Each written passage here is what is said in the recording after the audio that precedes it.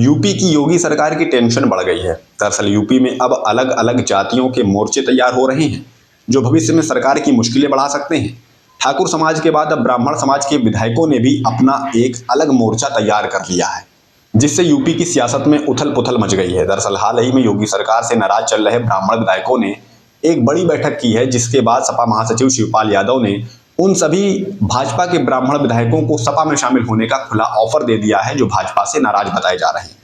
शिवपाल ने ब्राह्मण विधायकों को यह भरोसा दिया है कि समाजवादी पार्टी में उन्हें सम्मान मिलेगा। देखिए, आप लोगों के द्वारा ही पता चला था, पिछले सत्र में भी किसी वर्ग की मीटिंग बुलाई गई थी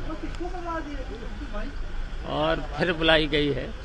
तो ये भारतीय जनता पार्टी के लोग जात में बांटते हैं। हम तो कहेंगे ब्राह्मण समाज की अगर मीटिंग हुई है, सब हमारे समाजवादी पार्टी में आए, सबको सम्मान मिलेगा। दरअसल यूपी विधानसभा के शीतकालीन सत्र के बीच अचानक 50 ब्राह्मण विधायकों ने भाजपा विधायक पीएन पाठक के आवास पर एक बड़ी बैठक की। खास बात यह है कि भाजपा के साथ ही अन्य पार्टियों के ब्राह्मण विधायक भी इस मीटिंग में पहुंचे थे, जिसके बाद सियासत में तहलका मच गया।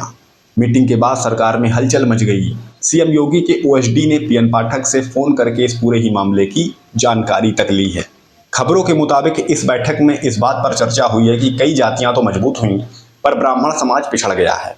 जाति की राजनीति में ब्राह्मणों की आवाज दबती जा रही है, उन्हें अनसुना कर दिया गया है। विधायकों का मानना है कि उनके समाज से डिप्टी सीएम तो हैं, लेकिन उनको ताकत नहीं दी गई। बताया जा रहा है कि इस बैठक में इस बात पर भी चर्चा हुई है कि ब्राह्मण समाज के लोगों की आरएसएस, भाजपा और सरकार में कोई सुनने वाला नहीं है। संघ, भाजपा और संगठन में ब्राह्मण समाज का ऐसा कोई बड़ा या जिम्मेदार पदाधिकारी नहीं है जिसके पास जाकर समाज के लोग अपनी समस्याएं सुना सकें, अपनी बात रख सकें। ब्राह्मण विधायकों, सांसदों और नेताओं की समस्या सुनने वाला कोई नहीं है। एक जाति विशेष के लोगों को खास तवज्जो दी जाती है।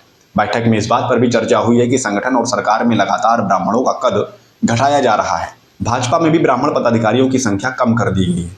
बताया जा रहा है कि ब्राह्मण नेताओं की अगली बैठक जनवरी में होगी।